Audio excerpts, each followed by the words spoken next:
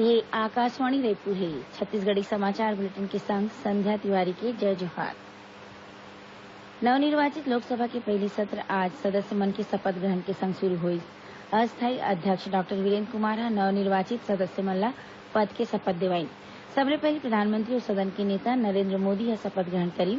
लोकसभा के महासचिव जइसने ही शपथ बर प्रधानमंत्री के नाव लीन एनडीए सदस्य मन ह टेबल ला बजा के मोदी मोदी के नारा लगाई। प्रधानमंत्री के संगे संग ओकर मंत्रिमंडल के सदस्य मन ह घलो शपथ ग्रहण करी। एमा राजनाथ सिंह, अमित शाह, नितिन गडकरी, डीवी सदानंद गौड़ा, हरसिमरत कौर बादल, रविशंकर प्रसाद, संतोष गंगवार और स्मृति ईरानी शामिल हवय। डॉक्टर हर्षवर्धन, श्रीपद नायक और अश्वनी चौबे ह संस्कृत म शपथ ली। राज्यसभा के बैठक गुरुवार ले शुरू हुई। ये सत्र 26 जुलाई तक चलही। सत्र के दौरान लोकसभा के 30 और राज्यसभा के 27 ठिन बैठका होही। लोकसभा अध्यक्ष के चुनाव परन दिन बुधवार के होही। राष्ट्रपति रामनाथ कोविंद दोनों सदन ला गुरुवार के संबोधित करही। केंद्रीय बजट अवैया महीना के 5 जुलाई के प्रस्तुत करे जाही। प्रधानमंत्री नरेन्द्र मोदी ह आशा जतईन हे कि संसद के सत्र के दौरान जम्मो राजनीतिक दल मन ह चर्चा म भाग लिही। 17वां लोकसभा के पहली सत्र शुरू होए के पहली सांसद के बाहिर संवाददाता मन ले गोठबात म ओमन कहिने कि संसदीय लोकतंत्र के सक्रिय विपक्ष अउ ओखर भूमिका महत्वपूर्ण हवय। प्रधानमंत्री कहिने कि विपक्ष ल अपन संख्या के बारे म चिंता करे के जरूरत नहीं है। ओमन आशा जतईन हे कि विपक्ष सदन म अपन राय राखही अउ कार्यवाही म सक्रिय रूप ले भाग लिही। उन्हें प्रधानमंत्री नवा लोकसभा म माईलोगिन सदस्य मन के ज्यादा संख्या ऊपर खुशी जताईन है। छत्तीसगढ़ की कांग्रेस सरकार आज अपन कार्यकाल के 6 महीना पूरा करी। ये मौका में राज्य सरकार के मंत्री मन ह मीडिया ले गोठबात कर सरकार की उपलब्धि के जानकारी दी। रायपुर में मंत्री कवासी लखमा ह कहिने कि नरवा गरवा घुरवा अउ बारी योजना ह सरकार के विकास के आधार हरय। ये प्रेस वार्ता में मंत्री अनिला भेड़िया और रविन्द्र चौबे घलो मौजूद रही। डॉक्टर मन के देशव्यापी हड़ताल के आह्वान के असर आज छत्तीसगढ़ में घलो देखे गिस।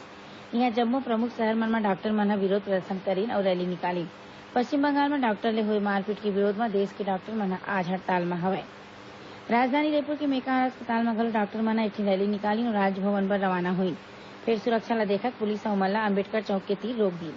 जी हाँ, डॉक्टर मन ह विरोध प्रदर्शन करत अपन मांग ल लेके नाराबाजी करी।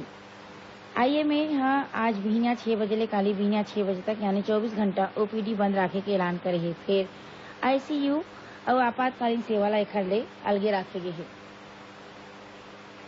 दंतेवाड़ा जिला में माओवादी मन मुखबिरी के शक में अपने संगठन के एक झीन कमांडर की हत्या कर दी। मिले खबर के मुताबिक ये घटना किरंदुल थाना क्षेत्र के हरय। बताया जात हे कि मौत हुए मंगल मिलिशिया प्लाटून कमांडर रहीस और ओखर ऊपर 1 लाख रूपया के इनाम घोषित रहीस। मुख्यमंत्री भूपेश बघेल आज जांजगीर चांपा और बिलासपुर जिला के दौरा में हवय। ये दौरान श्री बघेल बिलासपुर के 72 स्टेडियम में 9वां हॉकी इंडिया सब जूनियर पुरुष राष्ट्रीय प्रतियोगिता और एस्ट्रोटर्फ स्टेडियम के उद्घाटन करी। ये मौका में अपन संबोधन में मुख्यमंत्री कहिने कि छत्तीसगढ़ में प्रतिभा अउ संसाधन के कोनो कमी नहीं है। ओमन कहिने कि राज्य में गांव-गांव तक हॉकी के खेल ला पहुंचाए के कोशिश करे जाए। संत कबीर के जयंती में आज प्रदेश में कतकोन कार्यक्रम आयोजित करके उखर विचार और आदर्श मन ला सुरता करेगी जाथे। राजधानी रायपुर समेत आने जिला मन में शोभा यात्रा निकाले के संगे संग जगह जगह भजन सत्संग और प्रवचन होवत हे।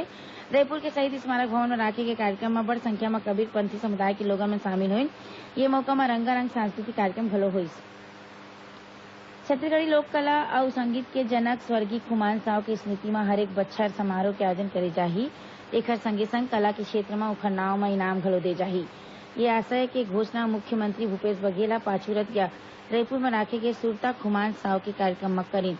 ये मौका में ओमन श्री साव के स्मृति ला आजीवन बनाए राखे बर उखर मूर्ति स्थापित करे के घोषणा घलो करी। प्रदेशवासी मन ला मानसून बर करीबन 1 हफ्ता के अउ इंतजार करना पड़ सकत ही।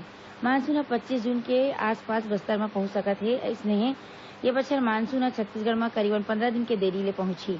फिर राजधानी रायपुर समेत प्रदेश के कतकोन जगह में नमी के सेती तापमान में गिरावट दर्ज करे गे हे, जेखर ले लोगन मन ला गर्मी और लू के स्थिति ले राहत मिले हे।